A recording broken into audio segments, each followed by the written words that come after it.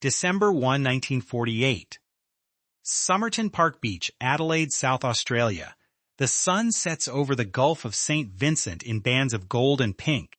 A well-dressed man sits on the sand with his back against the seawall.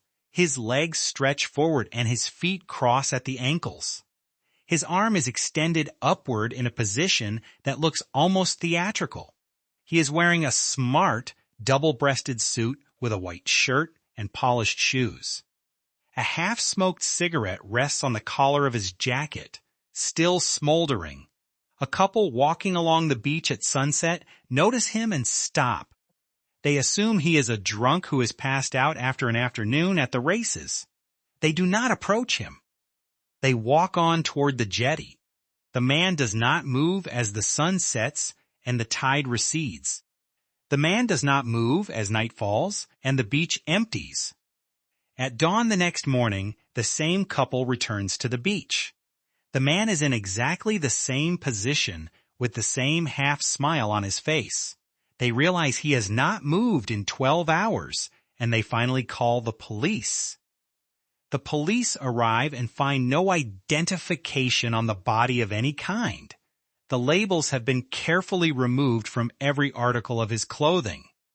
The stitching holes are still visible where the tags were cut away. Even the name of the tailor has been removed from the inside of his jacket. He carries an unused train ticket to Henley Beach and a bus ticket from the city. He has juicy fruit gum, matches, and a clean, unused comb. He has money but no wallet and no keys. The autopsy reveals something strange about the cause of death. His organs are congested, and his spleen is 3 times normal size. His stomach shows inflammation consistent with some form of poisoning, but the toxicology screening finds no trace of any known poison whatsoever. The coroner cannot determine what killed him or how it was administered.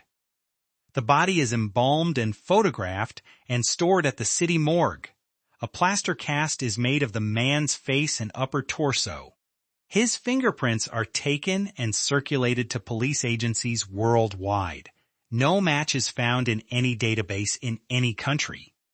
The man cannot be identified by any living person who comes forward. He becomes known as the Somerton Man, and his photograph appears in every newspaper. Hundreds of people come to view the body at the morgue, but no one recognizes him. 8 million people walked the earth in 1948. None knew his name. Then, 4 months after his death, a detective makes a discovery. The pathologist is re-examining the body and finds something sewn into a hidden fob pocket. It is a tightly rolled scrap of paper overlooked in the initial search. The detective unrolls the paper carefully with tweezers on the morgue table. Printed on the paper in elegant typeface are 2 words, Tamám Shud. The words are Persian. They mean it is finished or it is ended. They are the final line of the Rubaiyat of Omar Khayyam. The Rubaiyat is famous for verses about fate, mortality, and the meaning of life. The line Tamám Shud concludes the poem with a meditation on death. The scrap was torn from the last page of a specific edition. The police appeal to the public to find the book from which the page was torn. A man comes forward. He lives in Glenelg, not far from Somerton Park. He found the Rubaiyat in his back seat on the night of November 30. Someone threw it through his open window while he was parked near the beach. He thought nothing of it at the time and put the book in his glove compartment. When he saw the police appeal, he retrieved the book and brought it to the station. The detectives open the book and immediately know it is the one. The last page has been torn out, and the tear matches the scrap exactly, but that is not all they find in the book. On the inside back cover, someone has written a sequence of letters in faint pencil. The letters appear to be a code. The code does not match any known cipher system used by any government or military. The Australian Navy's codebreakers study it for months and cannot crack it. British intelligence examines it and finds no pattern they recognize. To this day, 77 years later, the code has never been deciphered.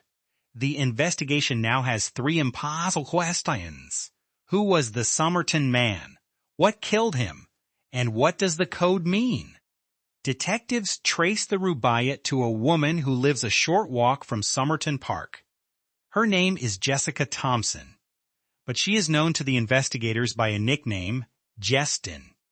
She is a nurse in her late 20s with dark hair and a guarded manner. When shown the plaster cast of the Somerton Man's face, she reacts physically. She flinches. Her hand goes to her throat. She nearly faints. She tells the police she does not know the man and has never seen him before. The detectives do not believe her, but they have no evidence to contradict her statement. They ask her if she ever owned a copy of the Rubaiyat of Omar Khayyam. She says she gave a copy to a man named Alf Boxall during the war. The police locate Alf Boxall. He is alive and well. He still has his copy of the Rubaiyat, complete and intact, with an inscription from Jestin. Jestin owned at least 2 copies of the same rare edition. She gave one to Boxall. The other ended up in the Somerton Man's pocket.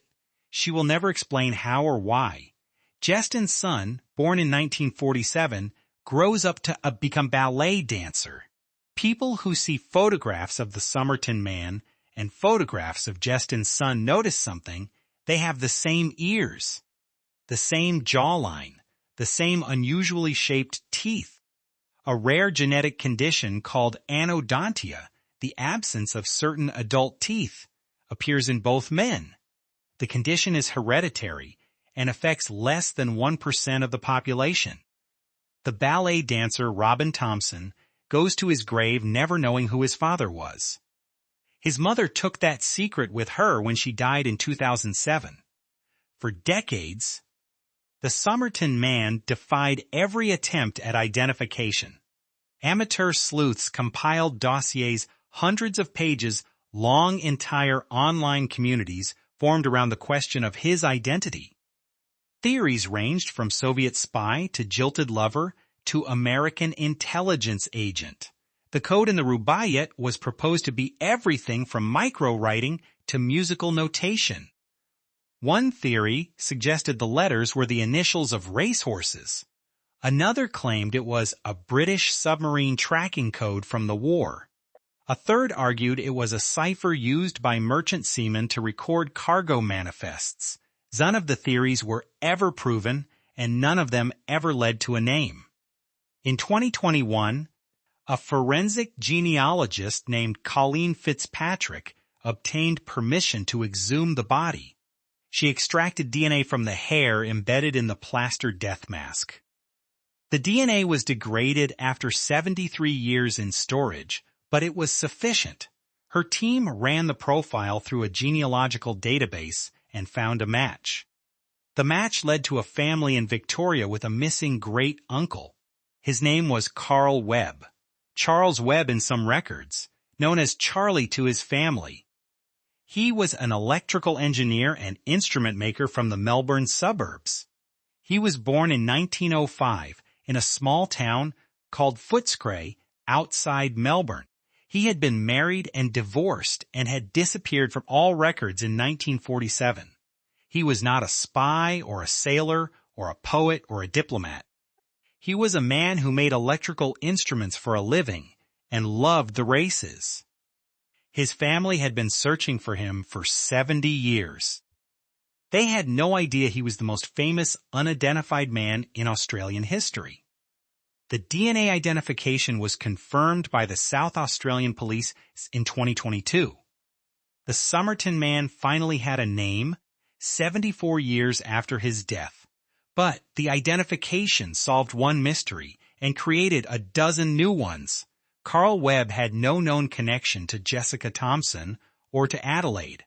He had never been to South Australia according to any surviving record.